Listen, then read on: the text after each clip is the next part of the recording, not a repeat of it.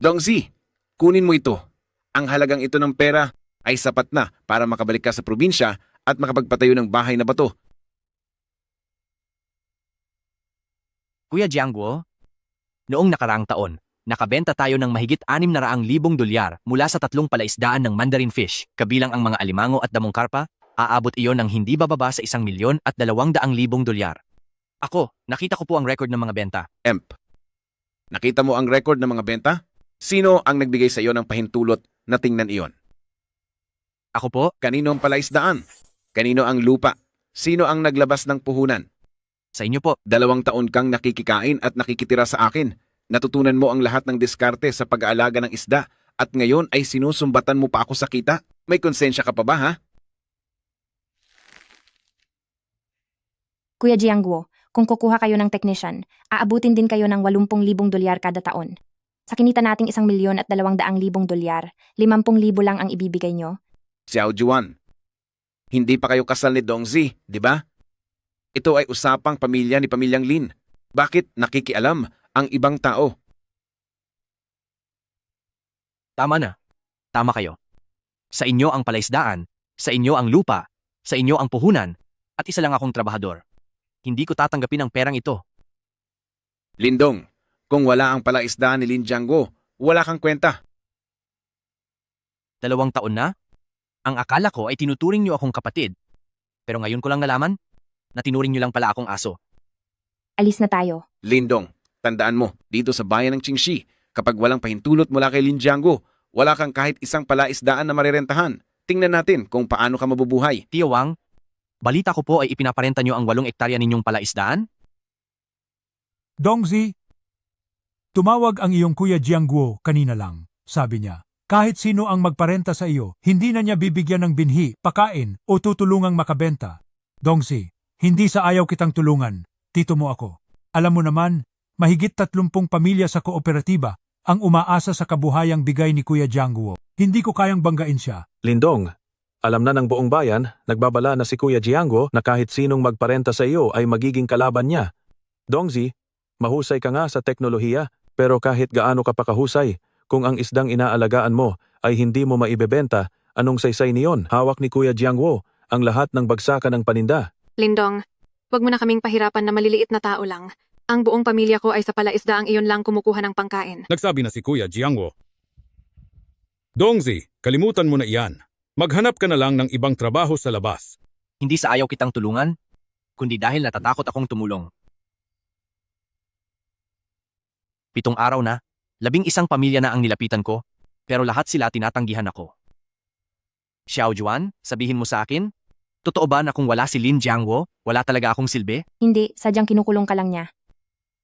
Pero kahit isang palaisdaan, hindi ako makarenta. Ang tawag na iyon ni Lin Jiangguo ay mas makapangyarihan pa sa utos ng hari. Kung ganoon, sa ibang lugar tayo pumunta. Saan? Nandito ang mga magulang ko. Sa Liu Hewan. Sa Liu Hewan? Ang 300 ektarya na lupang tiwangwang na iyon, sa loob ng 10 taon, 3 grupo na ang nalugi roon. Ito ay lugar na siguradong ikalulugi ng kahit sino. At dahil delikadong lugar iyon para sa lahat, kaya hindi ito mapapakialaman ni Lin Jiangguo. Dongzi, naisip mo ba kung bakit? Kung bakit walang nagtatagumpay sa lugar na iyon? Binabaha ang ilog Liuhe taon-taon, kapag malakas ang ulan, umaapaw ang tubig sa loob, at tumatakas ang lahat ng mga isda. Paano kung magagawan natin ng paraan ang pag-apaw ng tubig? Gagawa ng pader laban sa baha at tataasan ng dike ng ilog. Hindi ba nakakita ka na sa construction site sa Shenzhen kung paano gumawa ng matibay na harang? Pareho lang ang konsepto niyon. Bukas, pupunta ako sa Liu Hewan.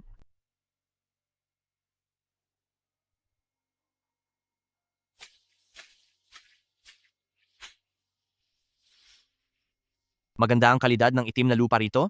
Masustansya ito, kaya maraming plankton na nabubuhay. Dahil sa likas na pagkain, makakatipid tayo ng 3 bahagi sa pambili ng pagkain. Ang kulay ng tubig ay maayos at malinaw hanggang 30 sentimetro. Mataas ang oxygen ng umaagos na tubig. Gustong-gusto ng mga Mandarin fish ang ganitong klaseng tubig. At dahil may mga organismong nabubuhay, ibig sabihin ay walang polusyon. Hahatiin ko ito sa 8 parte. 6 na parte para sa pagpapalaki, para sa mga Mandarin fish, grass carp at silver carp. 1 parte para sa punla, tayo mismo ang magpapalaki ng mga binhi. 1 parte naman para sa linisan, Ang likas na pagsasala ng tubig. Base sa kasaysayan ng pinakamataas na baha, mas mataas ito ng 1 metro at 7 sentimetro kaysa sa kasalukuyang dike. Kailangan nating dagdagan ang taas ng pader laban sa baha ng hindi bababa sa 2 metro at kailangan itong may haba na 300 metro.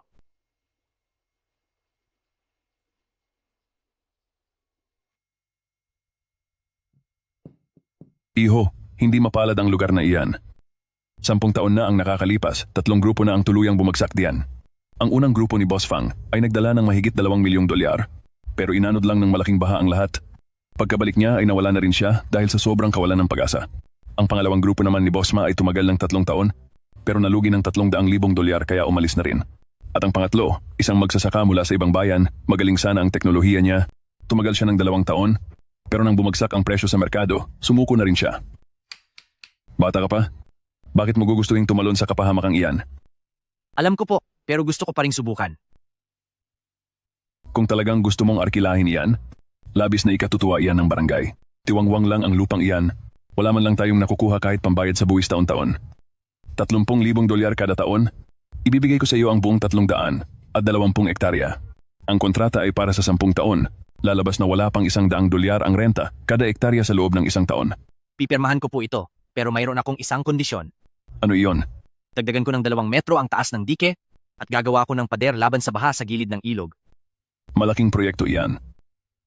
Saan kukuha ng ganoong kalaking pera ang isang batang katulad mo? Gagawan ko po ng paraan. Sige, pipirmahan na natin iho. Kapag talagang nagawa mong mapaganda ang lupang iyon sa Liu Hewan, ako si Matandang Zhao, ang unang-unang bibigay ng galang sa iyo. Nakapirma na? Oo, pirmado na. Magkano ang lahat ng gagastusin? $30,000 para sa renta, $200,000 para sa pader laban sa baha, $40,000 para sa mga binhi, hindi pa kasama ang pagkain at mga kagamitan. Sa kabuuan, aabot ito ng hindi bababa sa $300,000.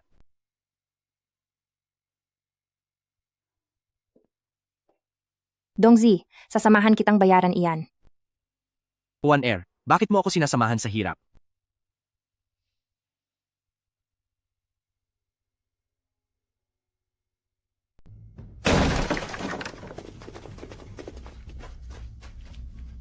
Jiangguo, ano bang ginagawa mo?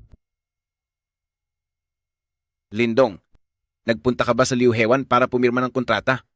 Oo.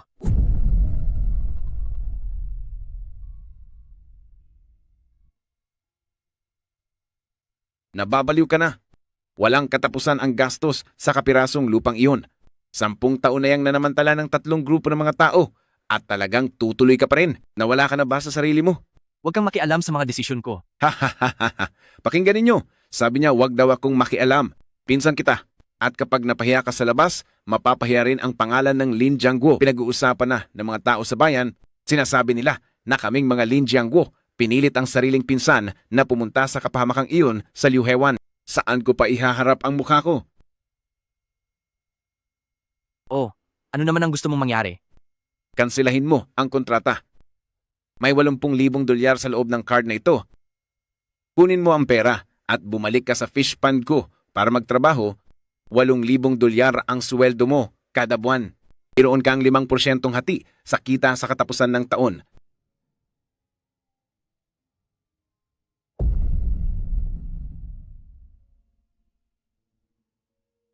Kuya Jiangguo, ibalik mo na ang perang ito.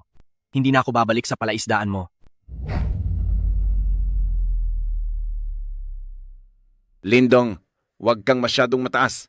Wala kang ang pera para ipaayos ang pader laban sa baha. Nagpatingin ako sa iba. Para maayos ang lupang iyan, kakailanganin mo ng hindi bababa sa $500,000. Mayroon ka bang $500,000? Kahit nga $50,000 ay wala ka. Gagawa ako ng paraan para sa sarili kong problema. Lindong, tandaan mo ang sasabihin ko. Mula ngayon, wag na wag mong sasabihin na pinsan kita ni Lin Jiangguo. Kahit mawalan ka pa ng lahat sa Liu Hewan, wag kang lalapit sa akin. Ako si Lin Jiangguo at wala akong kapatid na walang utang na loob na katulad mo. Tito, wala nang silbi ang anak mong ito.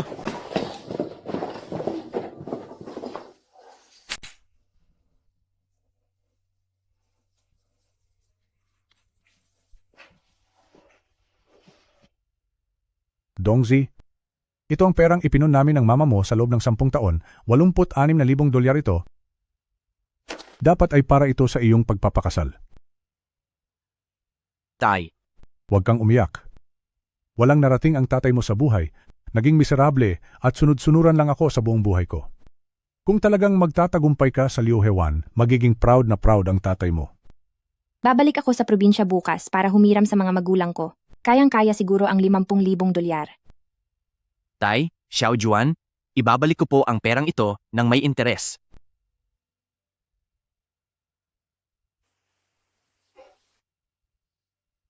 Anak, pumayat ka? Pumayat ka ng mahigit 10 kilo. Ma, ayos lang po ako. Marami lang talagang trabaho nitong mga nakaraan. May mapapala ba talaga diyan kay Lindong? Hinayaan kanyang tumira sa barong-barong at kumain lang ng tinapay at tuyo. Itay, kaya po niya. Itay, hindi niyo po ba natatandaan ang sinabi niyo sa akin noong pinakasalan niyo po si inay? 2 maliit na dampa lang ang meron ang pamilya. At hindi rin sang-ayon si lolo at lola noon. Pero anong nangyari? Hindi ba't napatunayan niyo rin ang sarili niyo?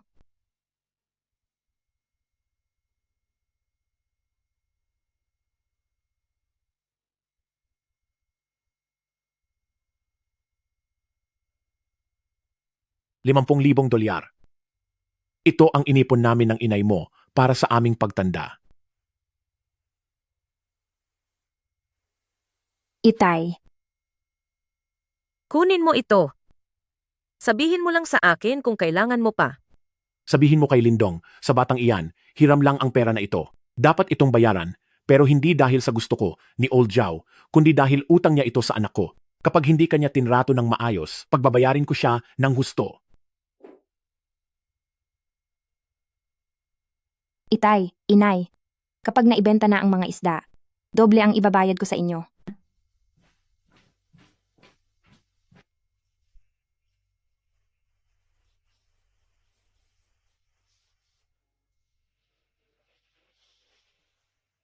Brother Dong, pumayat ka? Nabalitaan ko ang tungkol sa lugar na iyon sa Liu Hewan. Sa loob ng 10 taon ay 3 grupo na ang nalugi doon. Kinuha mo ba talaga yon? Oo, kinuha ko. 30,000 dolyar ang bayad sa kontrata, 200,000 dolyar para sa flood wall, 40,000 dolyar para sa mga similya ng isda. Ngayon, kahit saan na ako naghahanap ng pera, ay kulang pa rin ng malaki. Itong 30,000 dolyar. Dajun, kakakasal mo lang at nagbabayad ka pa ng utang sa bahay. Brother Dong, natatandaan mo pa ba noong 6 na taon na ang nakakalipas? Noong pagsasanay ng mga sundalo, negatibong 30 grado ang lamig.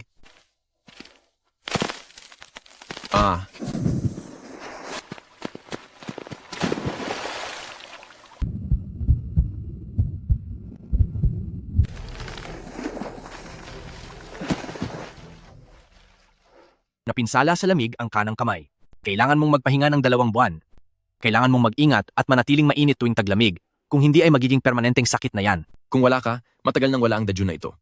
Hindi mo na kailangang bayaran ang 30,000 dolyar na ito, pero mangako ka sa akin ng isang bagay. Paunlarin mo ang Liu Hewan para makita ni Lin Jiangguo na ako, si Brother Dong, ay mas magtatagumpay kahit wala siya.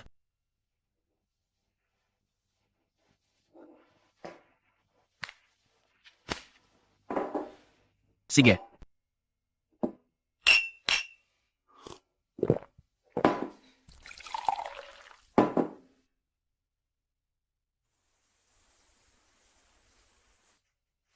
₱1,200 ang bayad sa backhoe bawat araw at may 320 ektarya. Aabutin ng hindi bababa sa 20,000 dolyar ang paglilinis. Hindi ko kayang magbayad, kaya ako na lang ang gagawa.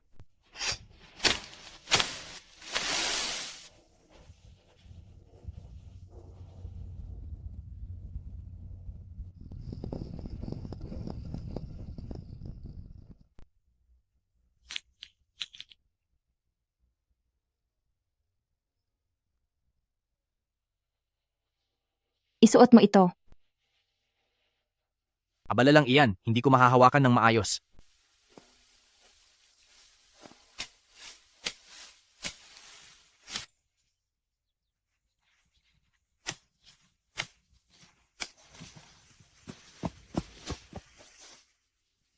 Xiao Juan, huwag ka nang pumunta bukas. Hindi pwede. Ang mga kamay mo. Hindi ba ganoon din ang sa iyo?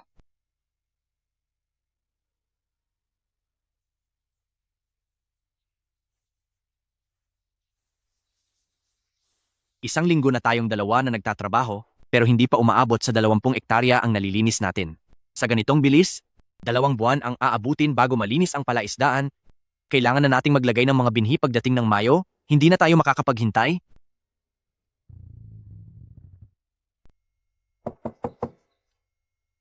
Walumpu kada araw, kasama na ang tanghalian at babayaran kita agad pagkatapos ng trabaho.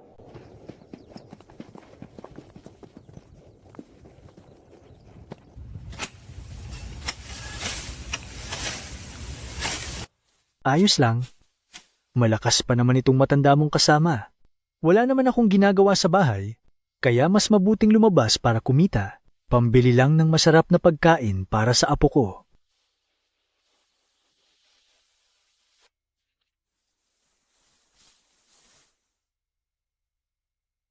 Mukhang maayos na ang lugar na ito matapos malinis. Nakaubos na tayo ng mahigit 30,000 dolyar sa bayad sa tabing ilog. Nasunod naman ang schedule. Pero Magkano pa ang kulang? sa pader pa lang para sa baha ay kulang na ng 200,000 dolyar. Sa kabuuan, kailangan pa natin ng hindi bababa sa 300,000 dolyar. Hahahanap ako ng mahihiraman. Kanino pa tayo hihiram? Mayroon akong kaklase na may-ari ng isang beauty salon sa bayan. Dapat ay may hawak kang pera. Xiao Juan, bakit mo ba ako sinasamahan? Dahil sa'yo, may 50,000 dolyar dito. Gagawa na lang ako ng paraan sa iba pa.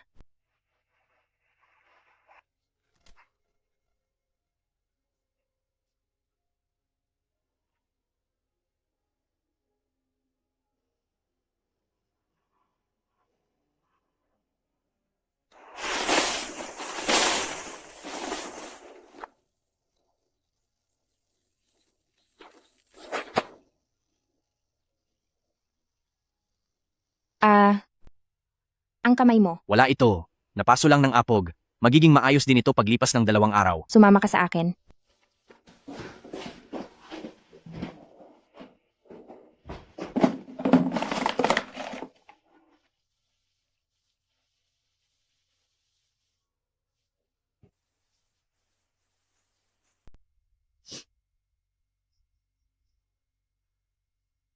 Hindi naman talaga masakit.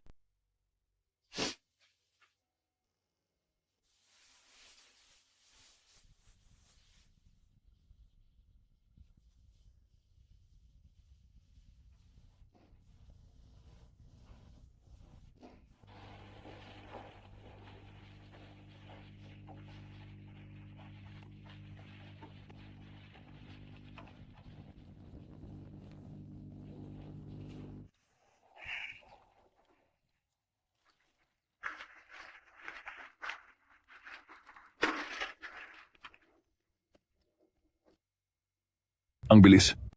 Nalinis niya talaga ang lugar na ito. Lindong, ang galing mo talaga. Direktor Zhao, nandyan ka na pala. Anong nangyari sa kamay mo? Napaso lang ng apog. Ayos lang ako. Iho, hanga na talaga akong matandang Zhao sa determinasyon mo. Nung dumating si Boss Fang 10 taon na ang nakakalipas, kumuha siya ng 20 tao habang nakaupo lang siya sa opisina. Mas malala pa si Boss Ma. Hindi man lang nagpakita sa trabaho, iniwan niya ang lahat sa foreman. Ikaw ang unang taong talagang nagpakapagod at nagtrabaho ng husto. Maghintay ka lang, gagawa ako ng paraan para matulungan ka.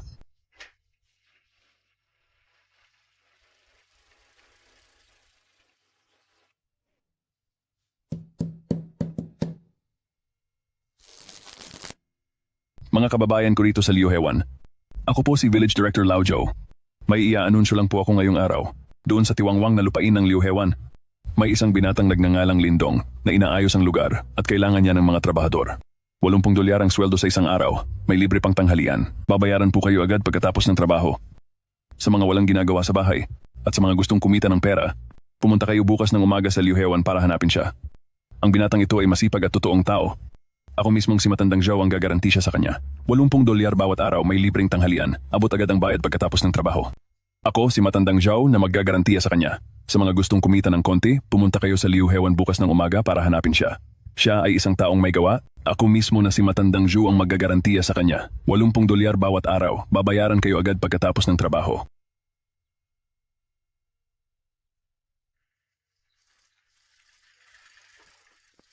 Ano sa tingin nyo?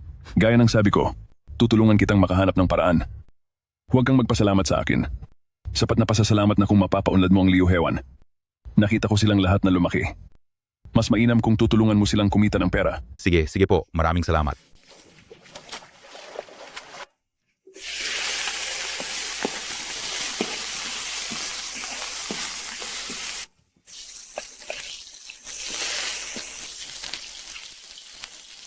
Nagluto ako ng ginisang repolyo, noodles, at karne. Dinalamhati ko ang sangkap para masustansya ang ulam nyo ngayon. Alam ko pong nakapapagod ang trabaho nyo mga tito. Kainan na po, tigi isang mangkok kayo. Kumuha lang po ulit kung kulang pa.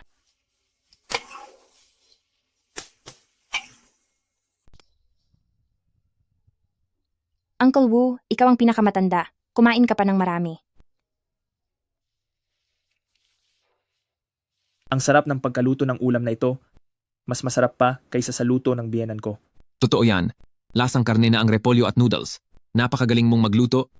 Nakita mo ba? Hindi man marami ang karne pero bawat mangkok ay may ilang piraso. Napakaasikaso ng dalagang ito. Uncle Wu, ayos lang po ba ang lasa ng pagkain sa inyo? Masarap. Mas masarap pa ito sa kinakain ko noong bagong taon. Dongzi, mabuting bata ang asawa mo. Sa panahon ngayon, bihira na ang mga kabataang handang magtiyaga sa harap ng kalan para ipagluto kaming mga matatanda. Alam ko po.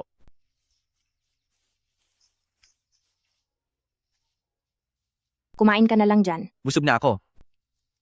Kapag naibenta na ang mga isda, kakain na ako ng karne araw-araw. Sige, bawat kainan ay may karne.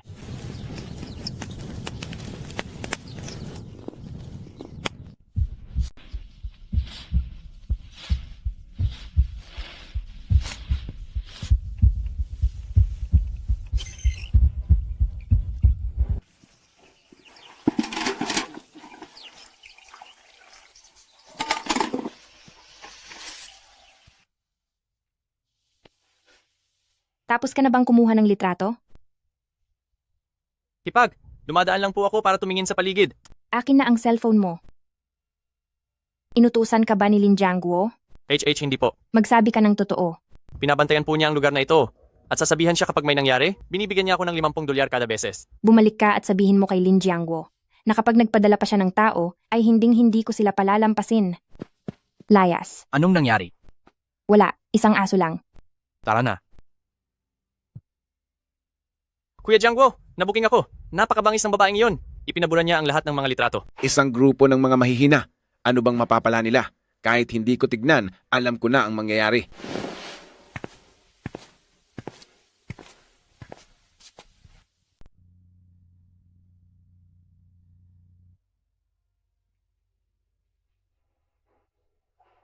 $2 metrong taas, 300 metrong haba, $200,000 para sa materyales at trabaho, hindi na pwedeng bawasan yan.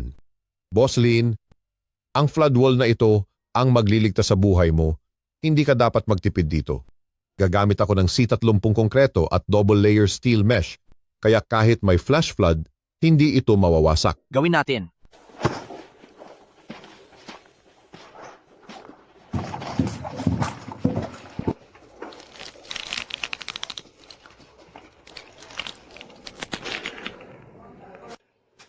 Boss Lin, hindi mo na kailangan tumulong sa paggawa. Babayaran ko pa rin ang trabaho mo.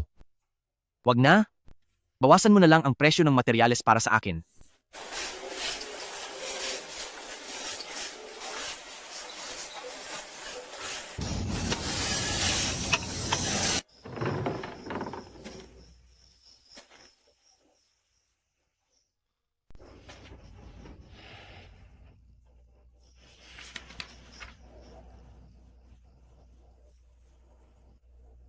Hangal.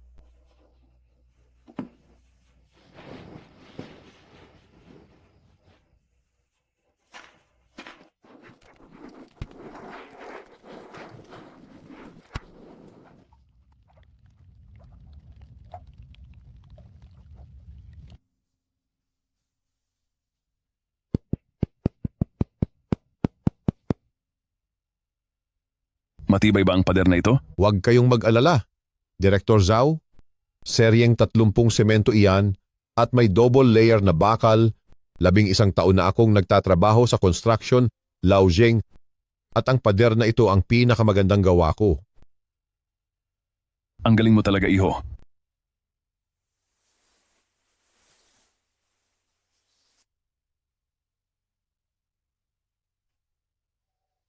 Ito na sa buong buhay ko. Ito ang kauna-unahang pader na itinayo ko sa buong buhay ko.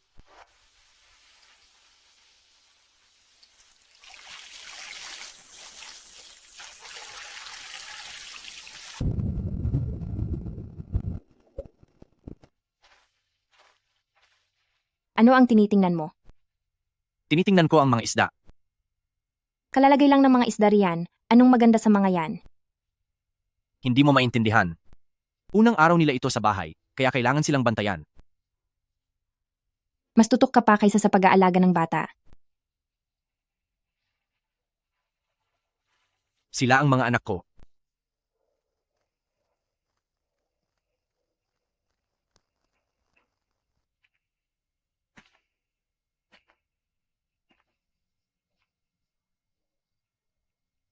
Hindi sila lumulutang sa tubig, ayos pa ang kalidad ng tubig. Tapos ka na bang maglibot? Oo. Ngayong gabi ay walang problema. Matulog ka na. Ikaw? Uupo muna ako rito ng sandali. Pagkalipas ng 2 oras, kailangan ko pang mag-ikot uli. Plano mo bang gawin yan araw-araw? Ang unang buwan ang pinaka-importante. Magiging maayos din ang lahat kapag nalampasan natin ito.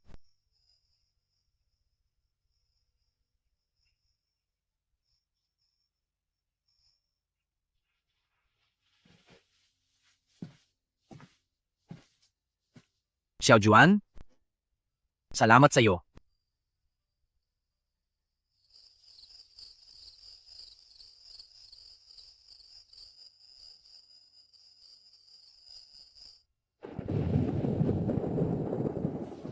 Magkakaroon ng malakas na baha. Uncle Wu, sabihan ng lahat na patibayin ang mga harang sa araw. Suriin ang lahat ng daluyan ng tubig. Pupunta na po ako.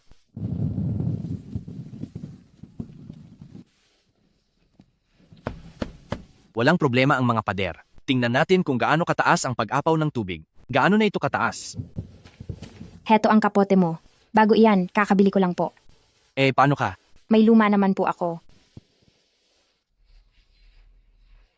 Isuot mo ang bago at ibigay mo sa akin ang luma. Pero, Makinig ka sa akin.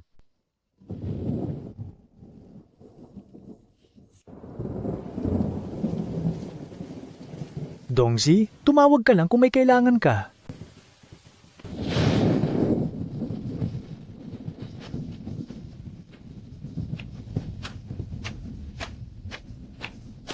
Boss Yao, tumataas pa ang tubig. Kalahating metro na lang bago umabot sa tuktok ng pader. Kayang-kaya iyan. Walang problema sa pader. Mag-ingat ka.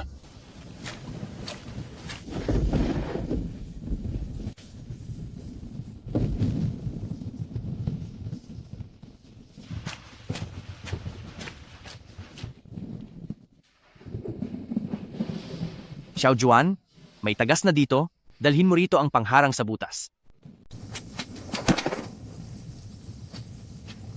Lindong, nandyan ka na pala?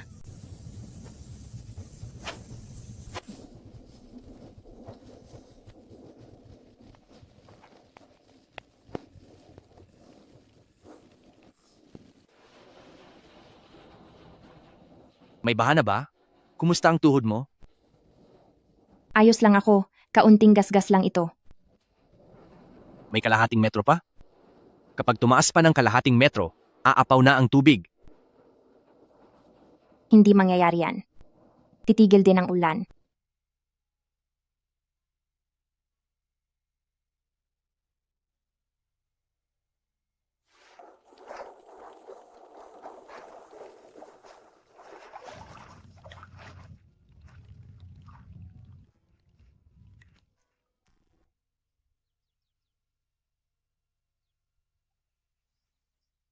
Dalawampung sentimetro. Tumagal ang pader, at ako rin ay nakatagal.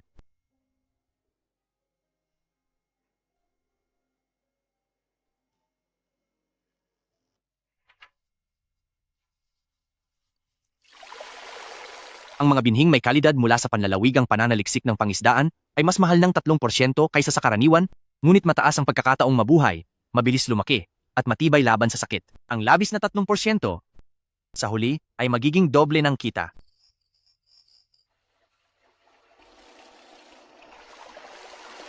Hunyo na, wala pang 20,000 dolyar ang natitira sa pera ko, at ang isda ay 3 onsa pa lang ang laki, hindi bababa sa 3 buwan pa bago ito mabenta.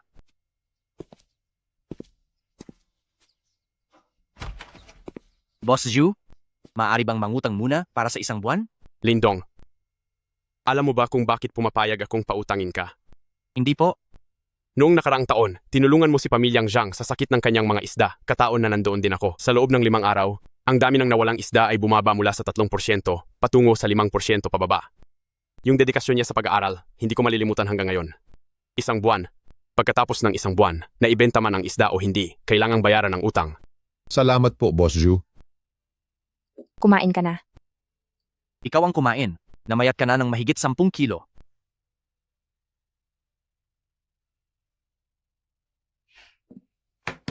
Magtiis lang tayo ng 2 pang buwan at magiging maayos din ang lahat.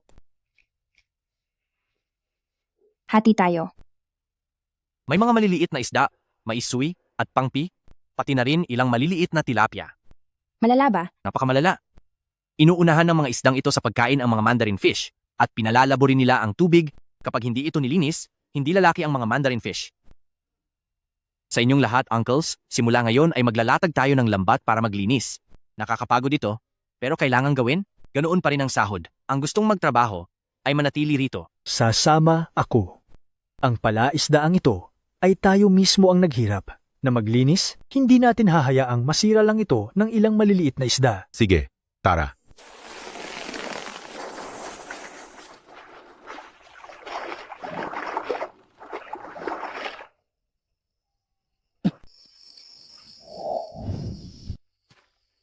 Bumalik ka na sa loob at matulog. 3 araw na ang nakalipas. Nakatulog ka na ba ng kahit 10 oras? Huling-huli na to? Uuwi na ako pagkatapos linisin ang huling lambat na ito. Kung gagawin mo iyan, gagawin natin ito ng magkasama.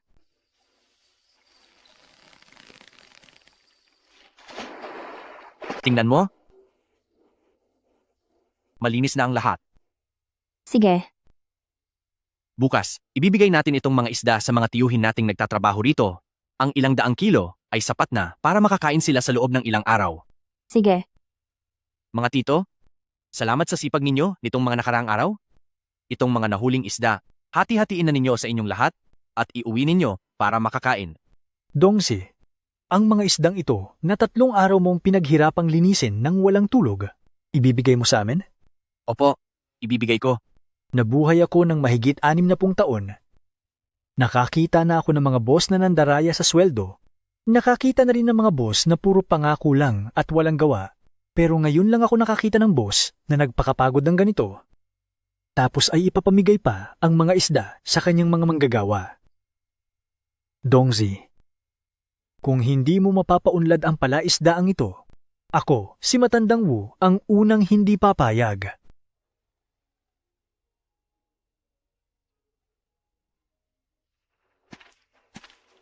Bumalik ka na sa loob at matulog. Ako na ang bahala rito.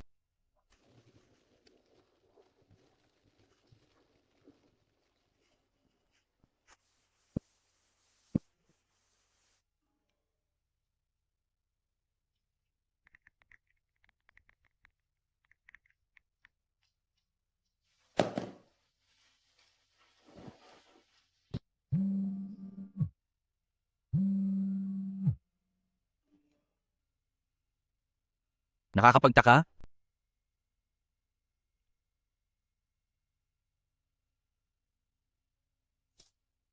Anong tinitignan mo? Wala ito. Spam message lang.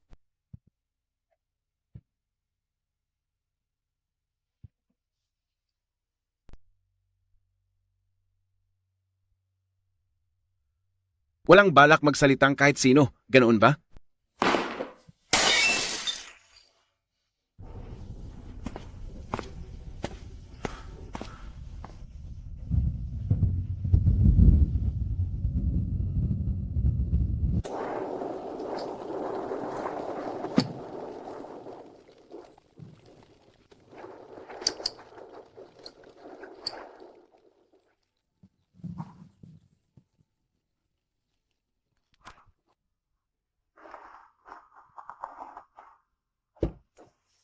Nagbago na ito, hindi na ito katulad noong nakaraang buwan. Uncle Guo, bakit ka nandito? Nagpapahinga lang. Galing ako sa bungad ng lungsod. Wala naman akong ibang pakay. Dumaan lang ako para bumisita. May dala nga pala akong prutas para sa inyo ni Xiao Juan. Ito ang iyong record sa pag-aalaga. Opo, sinimulan ko pong itala iyan simula nung unang araw ng pagpapakawala ng mga similya.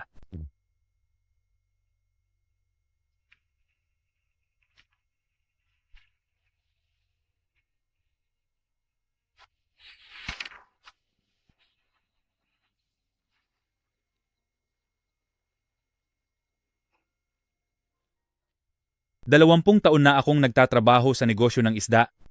Marami na rin akong nakitang nag-aalaga ng isda. Pero ikaw ang kauna-unahang gumagawa ng notes ng ganito. Kung hindi mo pa mapapalaki ng maayos ang mga isda na ito, ay parang hindi na ito tama. Mabagal lang po ako matuto, kaya dinadaan ko sa manu-manong pagsusulat. Para sa susunod na harapin ko ang parehong problema, hindi na ako maguguluhan. 10 taon na ang nakakalipas, kung naging katulad mo lang sana si Boss Fang, sana ay wala na siya rito. Kung naging katulad mo lang sana si Boss Ma, hindi sana siya tumakas. Dongzi, iba ka sa kanila. Sineseryoso mo talaga ang pag-aalaga ng isda. Gaano ba kalalim ang tubig dito? May average po itong 2 metro at kalahati. Yung mga oxygen machine? 4 na bago na po lahat ang nakalagay. Uncle Guo, Dongzi, kaya ako naririto ngayon dahil may isa pa akong mahalagang sasabihin. Ano po iyon? Noong nakaraan, nabanggit mo na ang girlfriend mo ay nangutang sa Bombay, nangutang siya sa masamang pautang. Opo, may 3% interes? 50,000 dolyar lahat. Narito ang 60,000 dolyar. Bayaran mo muna ang utang na iyon. Hindi dapat kinakasangkutan ang ganyang bagay. Uncle Guo, hindi ko po yan matatanggap. Hindi ito libreng bigay. Kapag naibenta mo na ang mga isda, ibabawas ko na lang ang pambayad mula sa kita mo. Walang interes ang hiningi ko sa iyo. Sa pagpapatakbo ko ng negosyo, produkto ang tinitingnan ko at hindi ang tao. Pero bilib ako sa pagkatao mo. Uncle Guo, wala nang marami pang salita. Pumunta ka na at bayaran ang utang, at pagkatapos ay pagbutihin mo ang pag-aalaga ng isda. Nga pala, tungkol kay Manager Zhao, kinausap ko na siya para sa iyo. Sabi niya, basta maayos ang kalidad ng isda mo, walang problema sa long-term contract. Aalis na ako.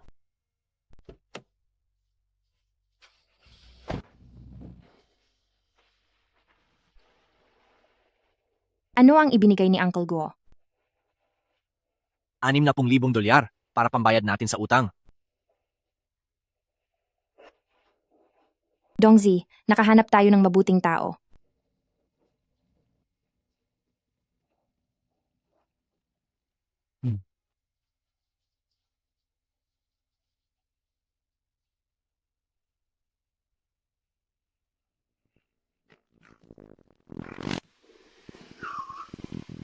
Oh, mukhang maayos ang lahat dito ah.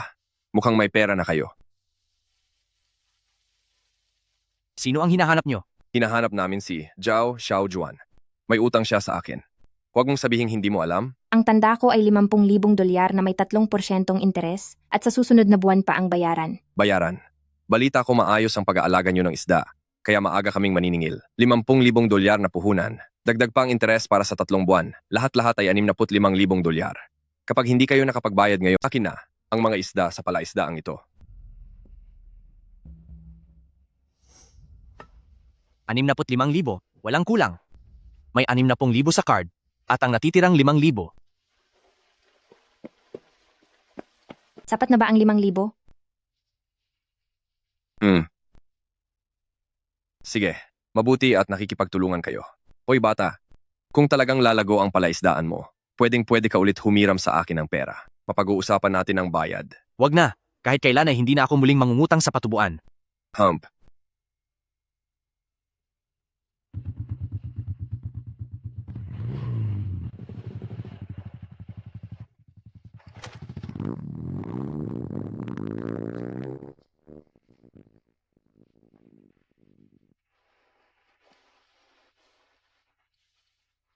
Sa wakas, bayad na ang utang natin. Bayad na lahat? Dongzi, sa susunod na may manggulo rito, tawagin mo lang ako. Kaming mga matatanda na ay walang ibang maibibigay, ngunit malakas pa naman kami. Tama. Bakit ba tayo dapat matakot sa kanya? Sa susunod na pumunta sila rito, paalisin natin sila agad. Salamat po sa inyong lahat mga tito. Anong salamat? Tinutulungan mo kaming kumita ng pera. Kaya kami naman ang magtatanggol sa'yo. Iyan ang nararapat.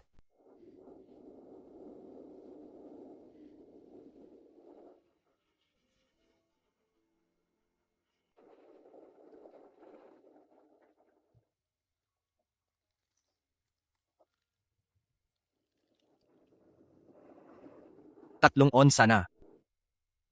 Timbangin natin, sige na timbangin mo.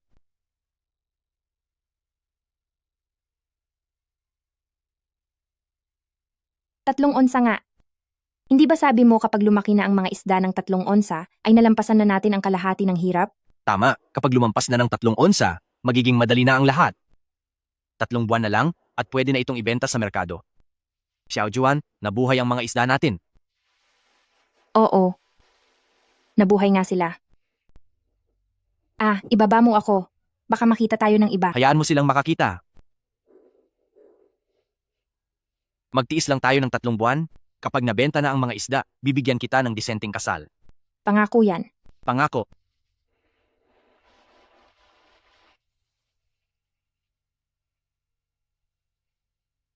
Dongzi, Oo, makakaya ba nating lagpasan ito?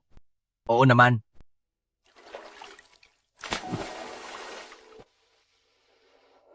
Ang mga isdang mandarin ay nasa stress kapag lumampas sa 32 degree at kapag lumampas sa 34 na degree ay baka hindi na sila makayanan.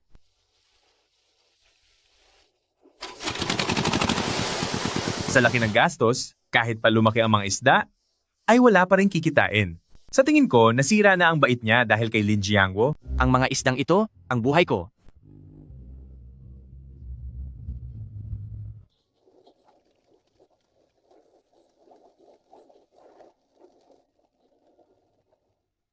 Tatlumput-tatlong degree. Anong problema? Magsisimulang mas stress ang mga isdang mandarin kapag lumampas sa 32 degree. 33.5 na? Kapag tumaas pa, maraming mawawala sa mga alaga natin. Uncle Wu, buksan mo ang lahat ng oxygen aerator. Iset mo sa pinakamalakas. Sige.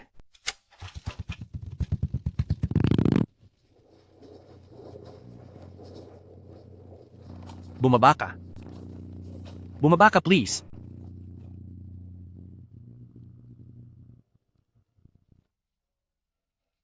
Maayos na ang lagay sa ngayon. Pero ayon sa ulat ng panahon, tatagal pa ng 1 linggo ang matinding init. Ilang oras ang itinulog mo kagabi? Nakauglip naman ako. Lindong, hindi mo ako maloloko. Mas mapula ang mga mata mo ngayon kaysa kahapon. Kapag lumipas na itong init, babawi ako ng tulog. Buwisit na panahong ito, nabubuhay na ako ng mahigit 60 taon. Hindi pa ako nakakita ng ganito kainit na buwan ng Hulyo. Dongzi, kakayanin ba ng mga isda? Kakayanin nila, basta hindi tataas ang temperatura ng tubig sa 34 na antas.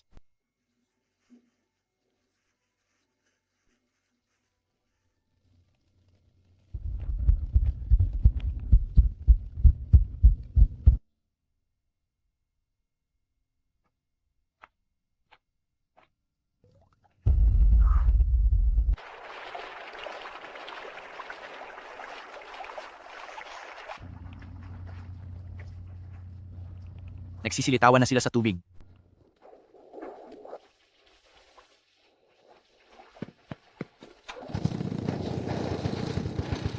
Uncle Wu, magsama ka ng mga tao at gumamit kayo ng mga palanggana para magsaboy ng tubig sa palaisdaan. Bilis! Magwisik ng tubig para madagdagan ang hangin.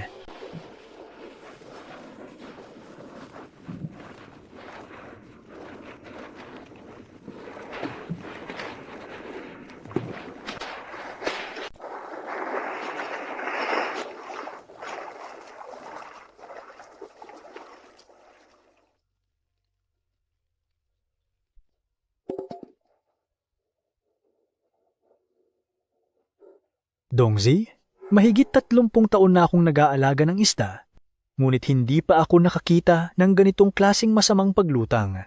Para mong niligtas ang mga isdang ito mula sa bingit ng kapahamakan.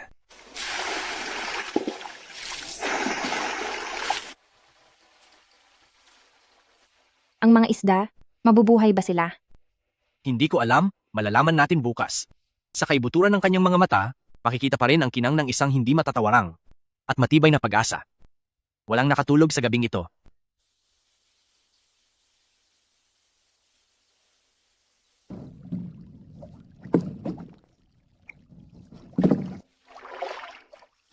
Isang daan at 23. 124. 125. 125.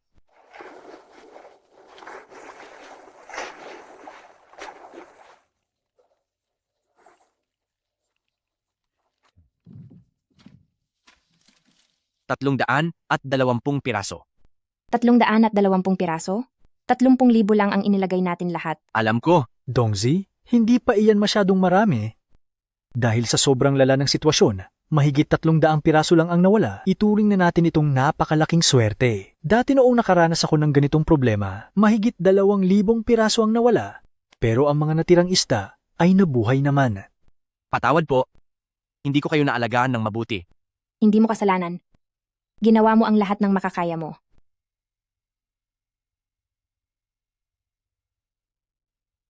Ibaon nyo na ang 320 pirasong ito. At ang natitirang 29,000 at mahigit pa, palalakin ko silang lahat ng walang kulang kahit isa.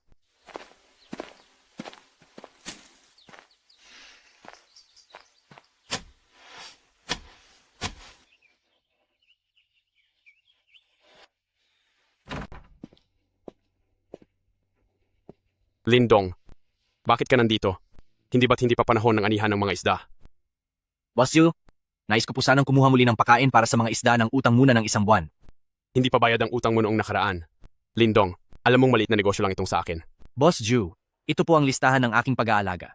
Simula noong unang araw na naglagay ako ng similya, ang temperatura ng tubig araw-araw, ang dami ng pagkain, pati ang paglaki ng mga isda, ay narito na lahat. Maaari niyo po itong tingnan. Maayos po ang lagay ng mga isda ko. Pagkalipas ng 2 buwan ay maibebenta na sila. Hindi po ako tatakbo sa aking obligasyon.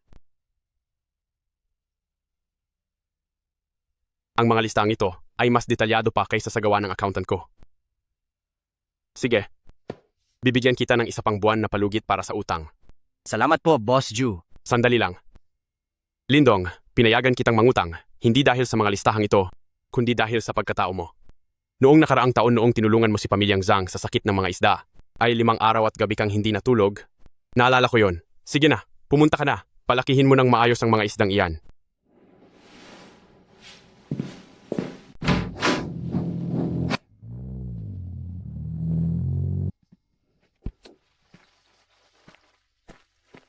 Pinautang ang Boss Zu ng 1 buwan.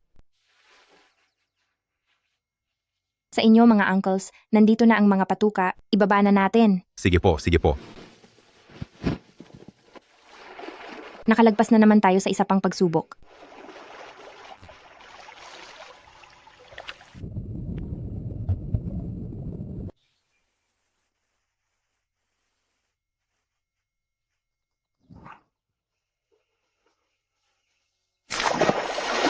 Napakatindi niyon.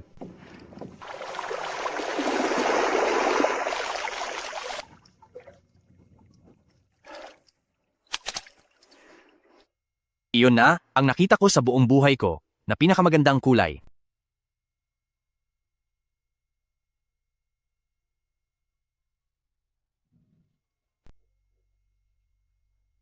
Dongzi, ang galing ng mga isda mo.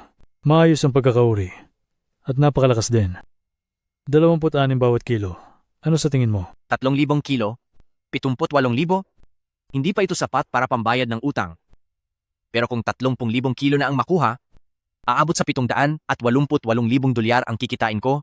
Bawas ang puhunan, may tubo akong hindi bababa sa $300,000. Sige, deal.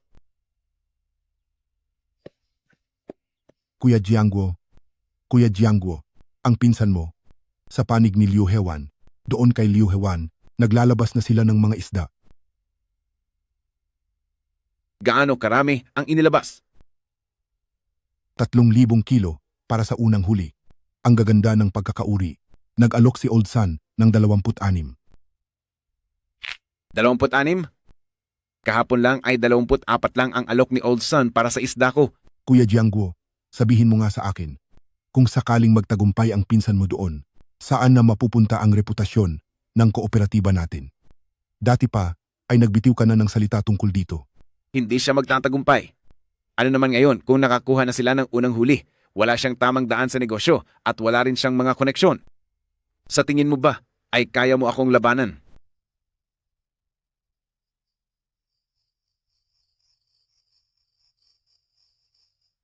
Anong problema?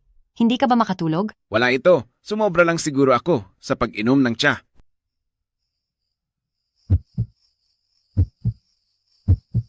Old Sun, ang mga isda mula kina Liu Hewan at Lindong, ikaw ba ang kumukuha sa mga iyon? Bumili ako ng 3,000 libra. Talagang maganda ang kalidad nila. Kuya Jiangguo, magaling mag-alaga ng isda ang pinsan mo. Wala ka talagang masasabi sa ganda ng mga isda niyon. Simula sa araw na ito, kapag kinuha mo ang mga isda niya, ibababa mo ang presyo sa 23 dolyar. 23? Kuya Jiangguo, napakaganda ng kalidad ng mga isdang yon. Kahit 26 ay may mag-aagawan pa rin doon. Kapag binabaan mo sa 23, baka tuluyan mo na siyang mapirwisyo. Ang bawas na kikitain mo sa bawat libra sa Liu Hewan, babayaran ko yon mula rito sa kooperatiba. Ang mga isdang mandaragat ko ngayong taon, ay ibababa ko lahat ang presyo ng $1 bawat libra. Old Sun, ikaw ay isang negosyante. May 100,000 libra sa kooperatiba, bawasan mo ng isa, kikita ka ng dagdag na 100,000 dolyar. At kay Lindong naman ay may mahigit 30,000 kilo. Kung titingnan mo kung alin ang mas mahalaga, hindi ko na kailangang turuan ka pa, di ba? Deal.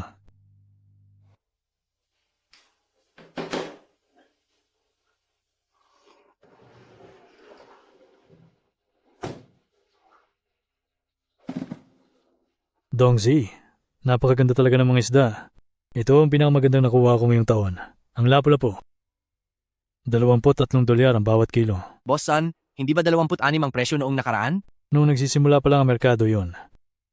Nitong mga nakaraang araw, lahat ng nag-aalaga ng isda ay nagbebenta na. Tumaas na ang supply. Kaya natural na bababa ang presyo. 23, yan ang presyo ngayong araw. Kung hindi ka naniniwala, magtanong ka sa iba.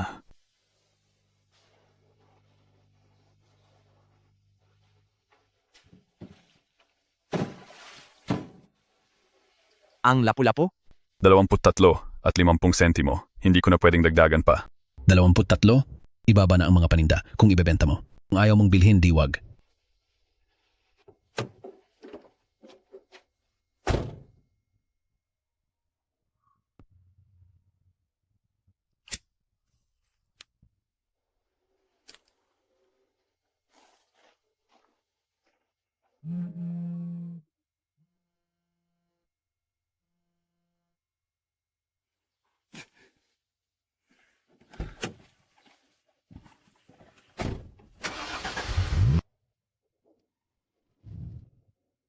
Kung hindi mo tatanggapin, may ibang kukuha nito.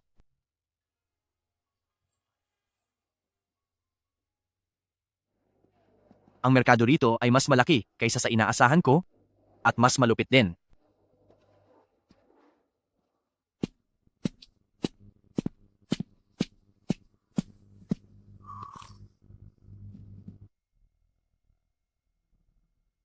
Itoy, taga saan ka? Bayan ng Qingxi at Liu Hewan. Ang madamong dalampasigan sa Liu Hewan ay ang lugar na kinuha niya. 10 taon na ang nakararaan, si Boss Fang noon ay kumukuha ng mga paninda sa akin. Puno siya ng ambisyon noon, sinabi niyang magtatayo siya ng pinakamalaking fish pond ng mandarin fish sa buong lalawigan. Pero nawala ang lahat dahil sa isang malaking baha. Pagbalik niya ay nawala na rin siya dahil sa labis na pighati. Matagal ko ring ikinalungkot ang nangyari sa kanya. Ang isda mo, may sumasabotahe ba sa iyo? Paano niyo po nalaman? Tungkol kay bayan ng Qingxi, tinawagan ako ni Lin Jiangguo kahapon at sinabing ang mga isda ng pinsan niya ay huwag ko raw basta-basta bibilhin. Boss Guo, pasensya na po sa istorbo. Sandali lang. Tumawag nga sa akin si Lin Jiangguo pero hindi ako magpapaapekto sa kanya. Sa negosyo, ang tinitingnan ko ay ang kalidad, hindi ang tao. 25 dolyar at 50 sentimos, mas mataas ng 50 sentimos kaysa sa presyo sa merkado. Kahit gaano pa karami ang isda mo, kukunin ko lahat. Bakit po? Dahil maayos ang pagkakaalaga sa mga isda mo. Alam ko ang lugar na iyon sa Liu Hewan, ang mga isda sa umaagos na tubig ay may magandang klase ng karne. Ang bagay na hindi nagawa ni Boss Fang 10 taon na ang nakararaan ay nagawa mo. Saka ang kalidad ng mandarin fish mo, sayang naman kung sa palengke lang ibebenta. May kakilala akong mga purchasing officer ng mga sikat na kainan na naghahanap ng mga ganitong klaseng isda. Ang bili nila ay umaabot ng 28 o kahit 30 dolyar. Uncle Guo, tatanungin ko po ang utang na loob na ito. Lindong. Wala iyon, huwag mo nang isipin. Daan? Anong dapat tandaan? Negosyante lang po ako, hindi ko lang maiwasang mapansin kapag maganda ang produkto. Sige na.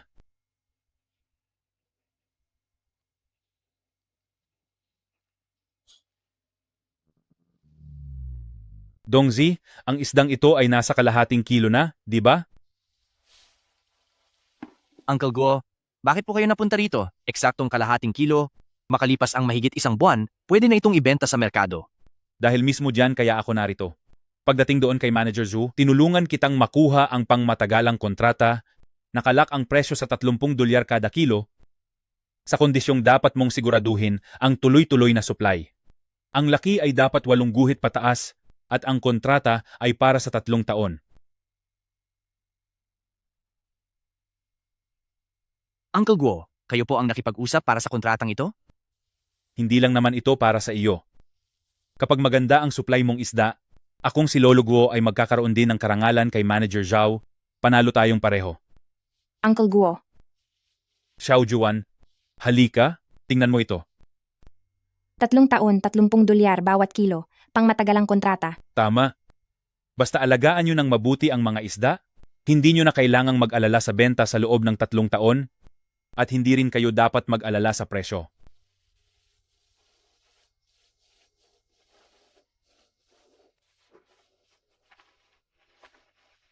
Dongzi, tayo.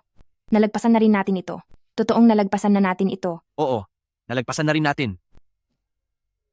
Sige na, tama na. Huwag na kayong umiyak, nakapirma na ang kontrata.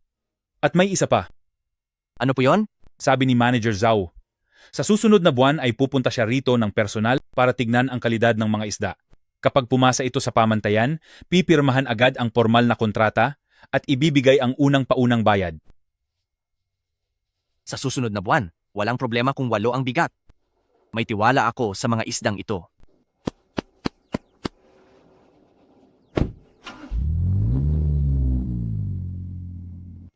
Dongzi, magkakaroon na ba talaga tayo ng magandang buhay, tama? Kakaroon na talaga tayo ng magandang buhay, hindi ba? Dati-rati, puro luha lang ang mayroon tayo.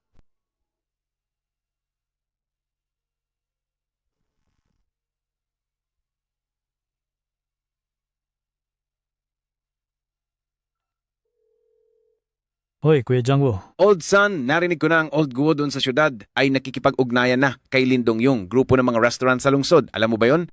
May alam ako ng konti. Balita ko sa panig ni Juxian Pavilion ay pipirma sila ng pangmatagalang kontrata sa kanya. 30 dolyar bawat kilo. 30 dolyar bawat kilo. Pangmatagalang kontrata. Kuya Jiangguo, hindi ako pwede makialam sa bagay na ito. Ang Juxian Tower ay galing sa lungsod. Isa lang akong hamak na wholesaler sa probinsya. Hindi ko sila abot. Old son, hindi kita pinapakialam sa mga transaksyon sa lungsod. Isang bagay lang ang gusto kong gawin mo.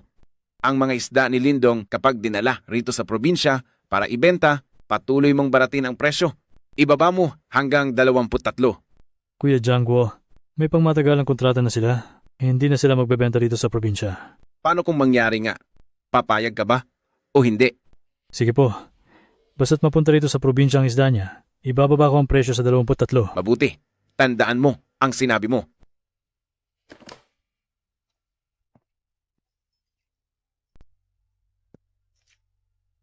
Ergusi, pumarito ka sandali. Nandyan pa ba ang mga litratong pinakuha ko sa iyo? Nakasave po lahat iyon sa cloud. Ipadala mo sa akin. At simula ngayong araw, pupunta ka araw-araw sa Liu Hewan upang bantayan sila. Kung kailan sila naglalabas ng isda, gaano karami, at kung kanino ibinebenta, isulat mong lahat iyan para sa akin. Kuya Jiangwo, napakasungit ng babaeng iyon.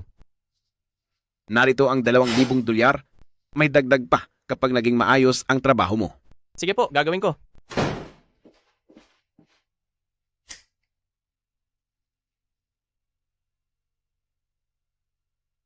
Hindi siya matanggap ang pagkatalo. Ngunit hindi niya alam na wala na siyang alas na mailalabas.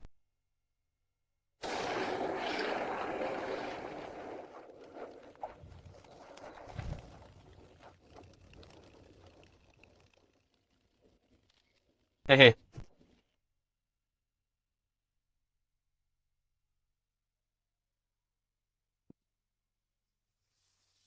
Ikaw na naman. Ikaw na naman. Ate, ako dumaan lang ako para kumuha ng litrato ng mga tanawin.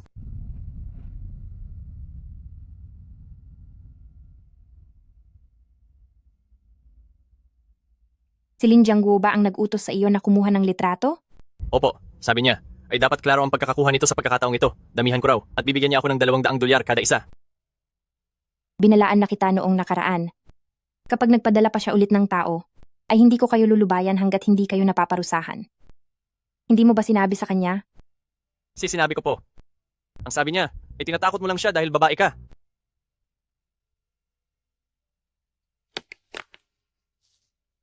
Ngayon ay ipapakita ko sa iyo kung tinatakot lang ba kita o hindi.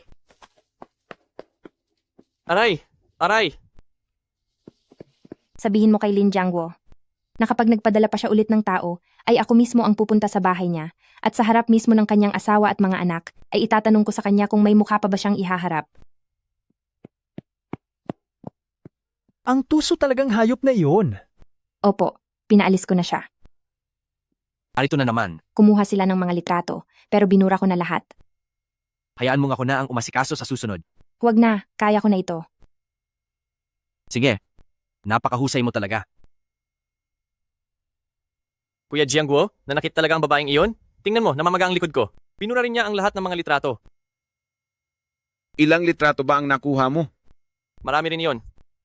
Kaso binura niya ang lahat. Pero noong tumatakbo ako, hindi nakalock ang cellphone ko. Baka automatikong nag-backup sa cloud.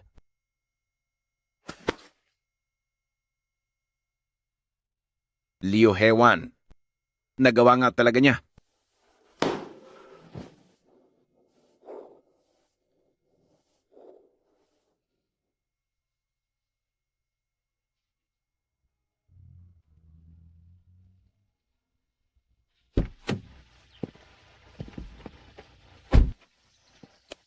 Dongzi, dinala ko na ang tao rito sa iyo.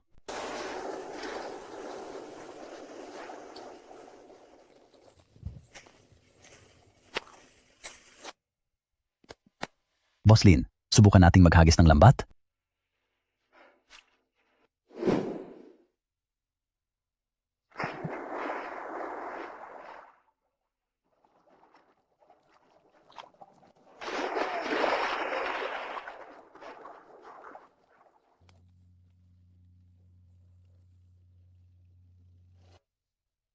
$30 bawat kilo. Pakikiawin ko ang lahat ng isdang mandarin. Ang kondisyon, kailangang higit sa 8 ounces ang laki. Ayaw ko sa maliliit. At ang bilang ng mga wala na sa biyahe ay hindi dapat lalampas sa 3 sa bawat 1,000. 30,000 kilong isda, sa halagang $30 bawat kilo, $900,000 lahat. Isama pa ang mga damong isda at puting hito, lalampas sa $1,000,000 ang kabuuang kita. Kapag binawas ang lahat ng gastos, ang netong kita ay $500,000. Sige, deal. Boss Lin, Manager Zhao, maaari bang magaya ang ganitong sistema mo ng pag-aalaga? Ano pong ibig ninyong sabihin? Ang grupo namin ay may mahigit 30 branch sa buong lalawigan at mahigit 500 kilo ng isdang mandarin ang nakukonsumo namin araw-araw. Hindi stable ang mga supplier namin ngayon. Masyadong pabago-bago ang presyo at hindi pantay-pantay ang kalidad. Kung kaya mo kaming bigyan ng tuloy-tuloy na supply, handa kaming pumirma ng mahabang kontrata sa iyo kung saan nakafix ang presyo at hindi apektado ng paggalaw ng merkado. President Joe, bigyan mo ako ng 1 taon. Sa ganitong panahon sa susunod na taon, madodoble ko na ang dami ng aking ani. Aasahan ko yan. Boss Lin, maligayang pagtulungan. Maligayang pagtulungan.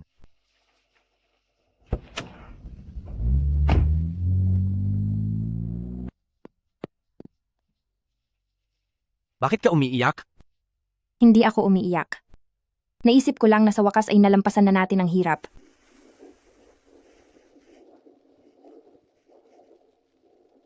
Hindi pa tapos ang lahat. May isa pa tayong huling bagay na dapat asikasuhin. Anong bagay yon?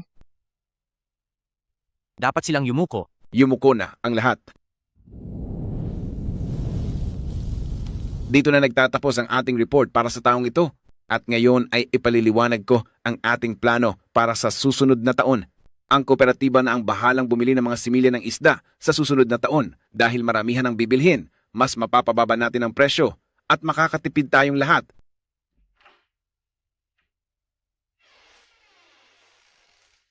Ngayong araw na ang tamang panahon. Lindong, anong ginagawa mo rito? Interyal na pagpupulong ito ng kooperatiba at hindi ka kabilang dito. Mga tito at mga kapatid ko, pumunta ako rito para sa isang bagay lang. Sakahan ng Liuhewan, ngayong taon, ang nakatala sa financial report para sa ani ng isda ay 32,000 libra sa presyong 30 dolyar bawat isa. Kasama ang iba pang produkto, ang kabuuang kita ay 1,000,000, 100,000 at 50,000 dolyar at ang net profit ay 500 at 33,000 dolyar. 500 at 33,000 dolyar.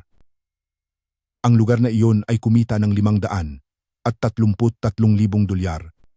Para sa Juxianwo Catering Group ng syudad, ang kontrata ng supply simula sa susunod na taon, lahat ng isda ko ay direktang ibibigay sa 30 sangay. Ang presyo ay mananatili sa 30 dolyar bawat isa at hindi ito magbabago kahit may galaw sa merkado. Lindong, ano ba talaga ang balak mo? Anong binabalak mo? Pumarito ako para sabihin sa iyo na hindi ko na kailangan ang utang mo sa akin. Ngunit mula ngayon, ang seafood market ng bayan ng Qingxi, hindi na ikaw lang ang masusunod. Ang isda ni Lindong ay hindi umaasa sa iyo. Ang daan ni Lindong ay hindi umaasa sa iyo. Ang mga tao ni Lindong ay hindi umaasa sa iyo. Lindong, akala mo ba dahil lang nakapirma ka ng kontrata ay magaling ka na? Akala mo ba sa kooperatibang ito, sasama ang mga taong ito sa iyo? Huwag kang managinip ng gising. Ang paraan ng pagpapalaki ng isda sa Liuhewan, mula sa pag-iwas sa baha hanggang sa pagpapalaki ng mga punla, isapubliko ko ang lahat ng mga teknikal na detalye. Sino mang gustong matuto ay pwedeng pumunta sa akin, libre ito at walang babayaran. Totoo ba? Libreng ituturo? Tsaka, sabi ng Juxiango President Joe, mataas ang demand, hindi kakayanin ng pamilya ko lang. Kaya sino mang makakapagpalaki ng mandarin fish na papasa sa pamantayan, ako na ang tutulong na kumonekta sa kanila. Parehas lang ang presyo. Lindong, sinisira mo ang tiwala sa kooperatiba. Hindi patas na kompetisyon ito. Kuya Jiangguo, para sa lahat ng kooperatiba, hindi ito pribadong pag-aari mo, Lin Jiangguo. Ang tagal mo nang naging pinuno, bukod sa pagbaba sa presyo ng bilihin sa kanila. Ano pa ba ang ginawa mo? Liu Laosan, noong nakaraang taon ibinenta mo ang iyong mandarin fish kay Kuya Jiangguo? Magkano ang bawat kilo? 20, 23 po. 23. Magkano ang presyo sa merkado? 26. Sino ang kumita sa diferensya?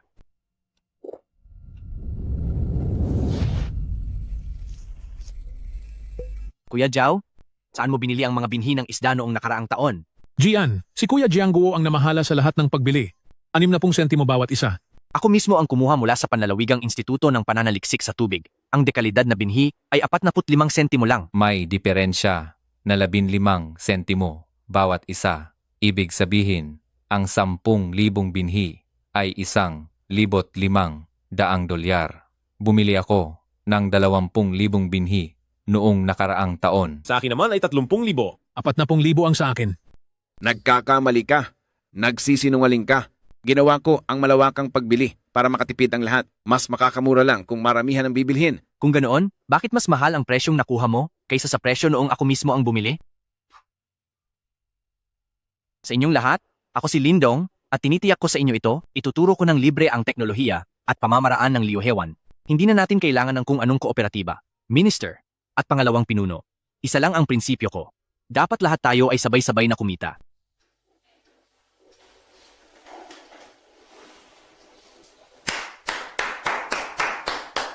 Sige!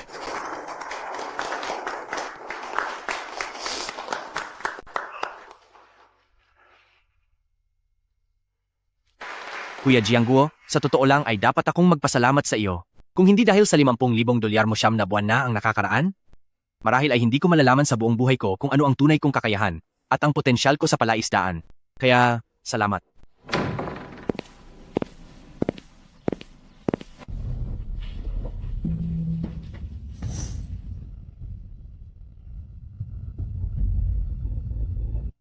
Dongzi, maghintay ka. Nagkamali si kuya. Nagkamali talaga ako tungkol sa kooperatiba. Pwede ba tayong umupo at mag-usap ng maayos? Kahit anong kondisyon mo, papayag ako. Hahatiin namin ang palaisdaan ng Pangulo para sa iyo. Kung alam ko lang na ganito ang mangyayari, Brother Dong. sana ay...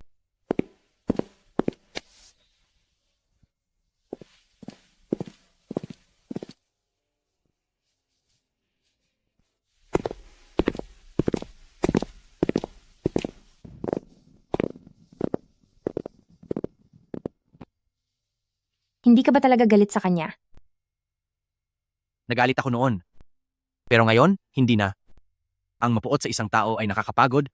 Mas mabuting gamitin ang lakas na iyon sa pag-aalaga ng isda.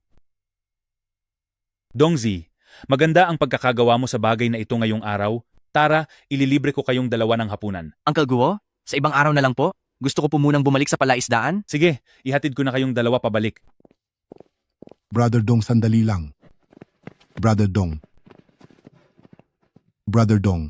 ang mga sinabi ko kanina sa pagtitipon ay galing talaga sa puso ko. Dati noong sumasama pa ako kay Lin Jiangguo, marami akong nasabing masama tungkol sa iyo.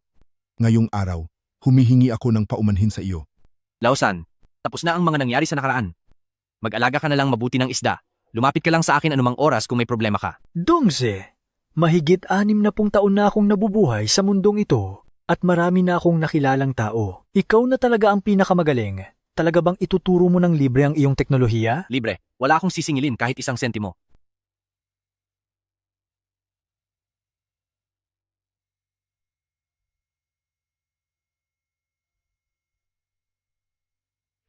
Uncle Wu, sa tingin mo, ano na ang mangyayari kay Kuya Jiangguo niyan? Ang tao, kailangang marunong tumanggap. Dapat niyang panindigan ang pinili niyang landas.